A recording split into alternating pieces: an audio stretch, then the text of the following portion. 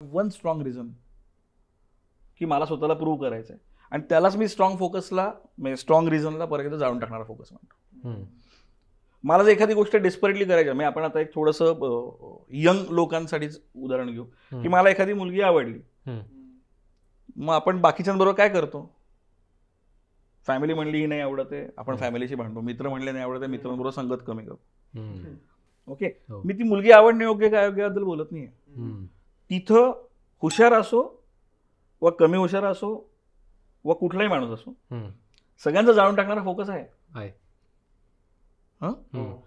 मग तुमचा जर मला बिझनेस करायचा आहे तर त्यामध्ये जाळून टाकणारा फोकस का नाही? आणि जर तो आला तर आय डोंट थिंक की असं काही आहे या जगात की no one can succeed order. तुम्हाला काय म्हणजे समजा if you have a dream की 1000 कोटीची कंपनी करायची, 10 कोटीची करा, पण 1000चं स्वप्न बघितलं 10 पर्यंत पोहोचू शकाल. मला 1च कोटी करायचंय तर मग रबरा का. म्हणजे काय होतं ना, जे फ्रँचायझीचं जे फॅड आलं ना, की मी लाखभर रुपयाचा रेंट देणार आणि बिझनेस सुरू करणार. द्या ना तुम्ही रेंट द्या, पण याच्यात ती इलिटरसी बाहेर येते ना फायनान्शियल. आता त्यातला मी आता फ्रँचायझी हा विषय काढला असे बरं झालं. हा एक नवीन विषय आता सध्या नाही, पूर्वी पण होता. तर फक्त पूर्वी कमी प्रमाणात होता कारण कमी ऑप्शन्स होते, किंवा अगदी खरं सांगायचं मीडिया प्लस मायनस मी याबद्दल बोलत नाहीये, पण आपल्याला कमी गोष्टी कळायच्या. सो फ्रँचायझी पूर्वी पण होत्या, कमी पद्धतीने कमी प्रमाणात. आता जी ओव्हरऑल मॉडेल्स मी फ्रँचायझी बघितली तिथं 60-40 is the split. The one who owns the brand तो म्हणतो मी सगळं क्रिएट केलं, which is natural, which is correct. So मी 60% ठेवतो, तू 40% सगळं भागव.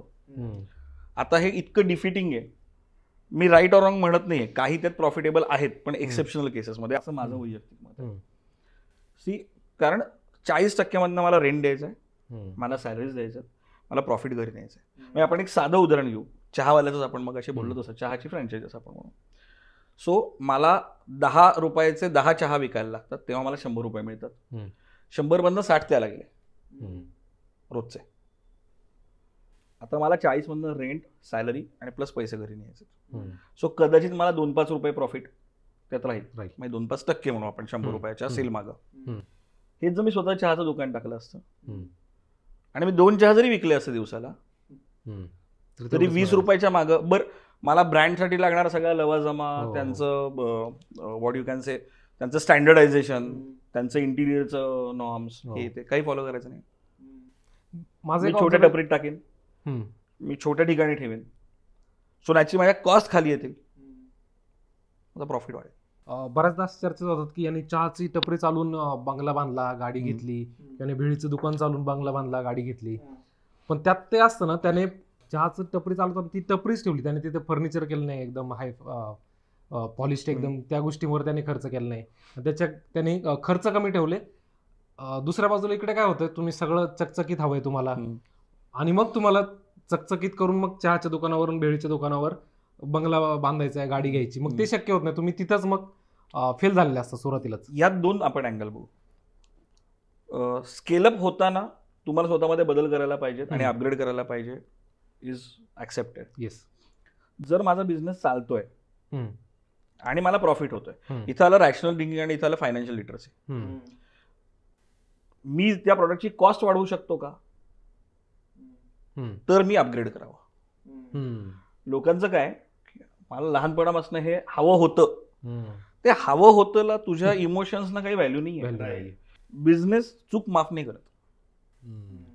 मित्र माफ करतील, बायको माफ करेल, आई बाबा पोटात घेतील, बिझनेस कधी कोणाला माफ नाही. बरोबर.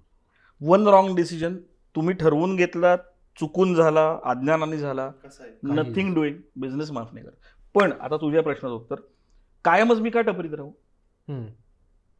समजा मी 10 रुपयाचा चहा जर उद्या 20 रुपयाला विकू शकतो, मी त्यात काहीतरी छान घालून देईन, आयुर्वेदिक काहीतरी घालून देईन, तुमची हेल्थ चांगली होते, हे चांगलं होतं, whatever it might be. मी एक एक्झाम्पल सांगतोय, मी आयुर्वेदिक असं उगीच म्हणतो, मी काहीतरी अपग्रेड करेन so that people can correlate.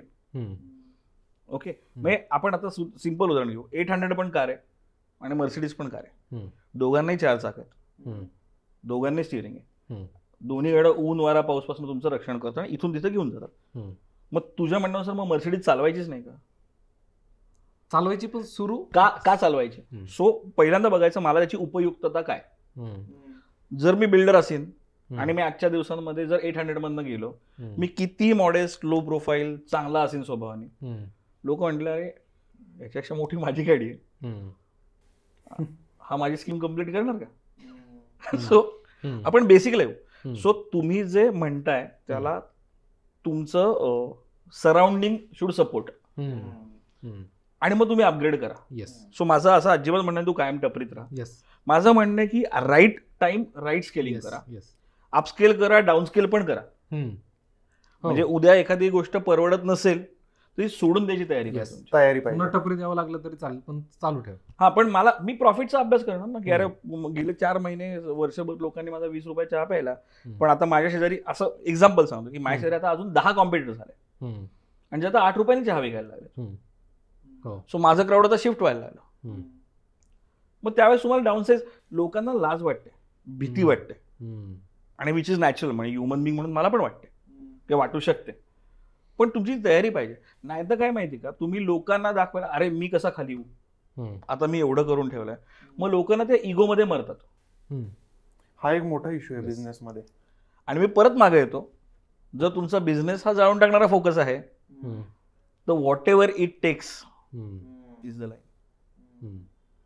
Business survive करायचा आहे तरच तू सर्व्हाइव्ह होणार आहे, कारण your business your life. Right. आणि जर हे नाहीये तर मग तुझं टिकणार नाही. मग लोकांसाठी मी लोक काय म्हणते माहिती आहे, खूप वेळा आपण ऐकलं कुछ तो लोक कहेंगे, आणि let them say what they want. Okay, मी जोपर्यंत कोणाला पैसे मागत नाही, मदत मागत नाही, तोपर्यंत मला कोणाचं काही ऐकून घ्यायची गरज नाही. मी जर पैसे मागितले तुम्हाला, मग मी परत ते आत्या काका मामावर येतो की अरे माझ्या पैशाने ट्रिपला चाललाय का.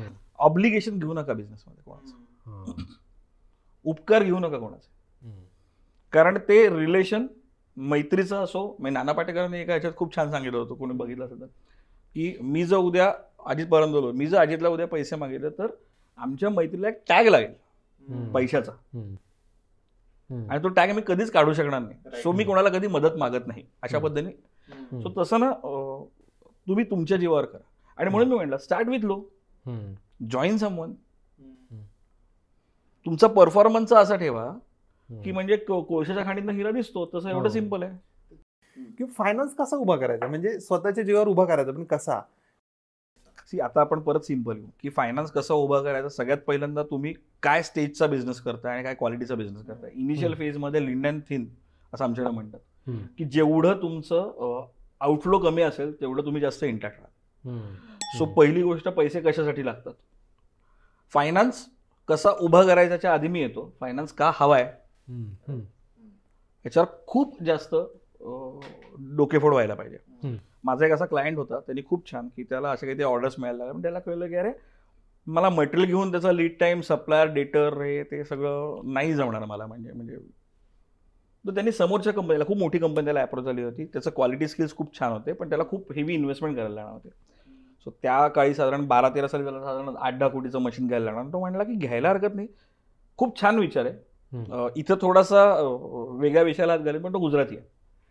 सो विचार पटकन त्याचा झाला होता की तो म्हणला यार इसने मुझे छोड़ दिया तो मैं जाऊंगा कहाँ पे, मशीन तो इसके लिए ले रहा हूं. तर त्यांनी त्या समोरच्या पार्टीला शांतपणे सांगितलं की मला मशिनरीची इन्व्हेस्टमेंट परवडणार नाही. नाही म्हणायला शिका बिझनेसमध्ये, नाही म्हणायला शिका. हे मला नाही जमू शकत. करायचंय का? हो मला करायचंय, पण मला ही जमू नाही शकत, कारण माझ्याकडे एवढे म्हणजे माझ्याकडे, आणि ह्याच्यासाठी गुजराती, मराठी, मारवाडी, सिंधी काही असायची गरज नाही. बेसिक ज्याच्याकडं कॉमन सेन्स आणि लॉजिक्स क्लिअर आहेत ना, ज्याला 1+1=2 कळतो ना, तो कोणी बिझनेस करू शकतो. मंडळी, आता जो किस्सा ऐकला ना तो अर्धवट होता, बरोबर.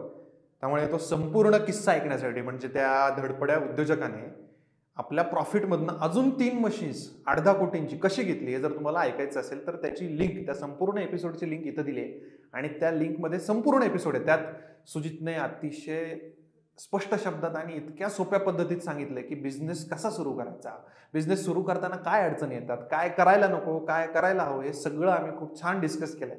तुम्हाला जर हा व्हिडिओ आवडला असेल तर रिअल किस्साला लाईक करा, शेअर करा आणि सबस्क्राईब करायला विसरू नका.